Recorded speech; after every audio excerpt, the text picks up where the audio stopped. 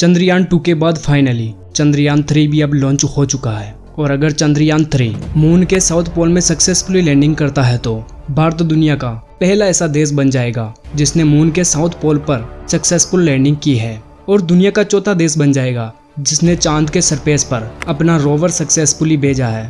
अगर चंद्रयान 3 सक्सेसफुल होता है तो भारत स्पेस की दौड़ में और भी आगे बढ़ जाएगा, और यह हर एक भारतीय के लिए गर्व की बात है कि हमारा इसरो इतनी तरक्की कर रहा है। जब चंद्रयान 2 लैंडिंग कर रहा था तभी किसी एरर की वजह से मिशन सक्सेसफुल नहीं हो पाया था, लेकिन चंद्रयान 3 को कई टेस्ट से गुजारा गया है ताकि चंद्रयान 2 की तरह इस मिशन में कुछ गड़बड़ न हो पाए। तो चलिए जानते हैं कि आखिर इस मिशन में दूसरे मिशन के बजाय क्या अलग है।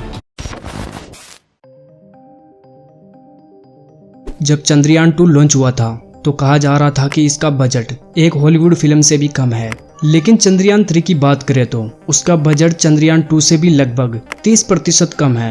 जी हाँ, चंद्रयान 2 में लगभग 978 करोड़ रुपए लगे थे। इसमें lander rover navigation system, orbiter ground support network को मिलाकर 603 करोड़ रुपए लगे थे, और जियो स्टेशन सैटेलाइट लॉन्च व्हीकल की कीमत 375 करोड़ रुपए आई थी। इन सबको मिलाकर चंद्रयान 2 की कीमत 978 करोड़ रुपए थे, लेकिन चंद्रयान 3 चंद्रयान 2 से भी कम कीमत में था। तो सवाल उठता है कि चंद्रयान 3 चंद्रयान 2 से इतना सस्ता कैसे पड़ा। देखो, जब चंद्रयान 2 लॉन्च हुआ था तो उसमें 3 हिस्से थे, ऑर्बिटर, रोवर और लैंडर, जिसमें से ऑर्बिटर है अपना काम सक्सेसफुली किया है, जिस वजह से ऑर्बिटर की जरूरत भी नहीं पड़ी, और उसी ऑर्बिटर को काम में लिया जाएगा, जिस वजह से ऑर्बिटर का खर्चा भी बच गया।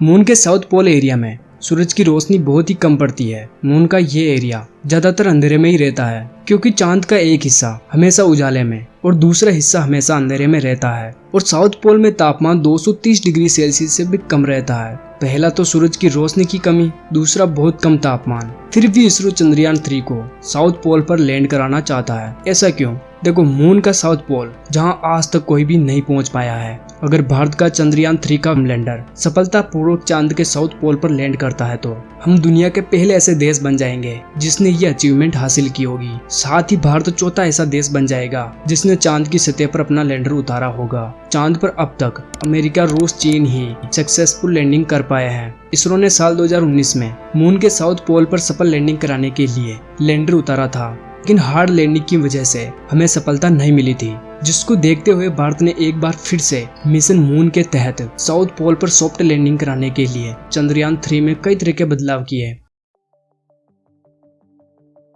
चांद के दक्षिणी ध्रुव पर बर्फ है, जहां दूसरे कई नेचुरल रिसोर्स हो सकते हैं, लेकिन इस हिस्से को जानने के लिए बहुत सी इंफॉर्मेशन जुटानी बाकी है। इसके अलावा चांद की दक्षिण ध्रुव पर बड़े बड़े पहाड़ और कई क्रिएटर्स है। साउथ पोल के कुछ हिस्सों पर सूरज की रोशनी आती है जहां करीब 54 डिग्री सेल्सियस तापमान रहता है, लेकिन इस पोल के ज्यादातर एरिया में सूरज की रोशनी नहीं पड़ती है, जिसकी वजह से वहां -248 डिग्री सेल्सियस तक तापमान रहता है। नासा की माने तो चांद के साउथ सरफेस पर कई ऐसे क्रिएटर्स भी हैं जहां अरबों सालों से सूरज की रोशनी नहीं पड़ी है। वहीं कई रिपोर्ट्स के मुताबिक चांद का साउथ पोल पूरी तरह से अंधेरे में डूबा नहीं है। साउथ पोल के कई इलाके ऐसे भी हैं जहां सूर्य का प्रकाश जाता भी है।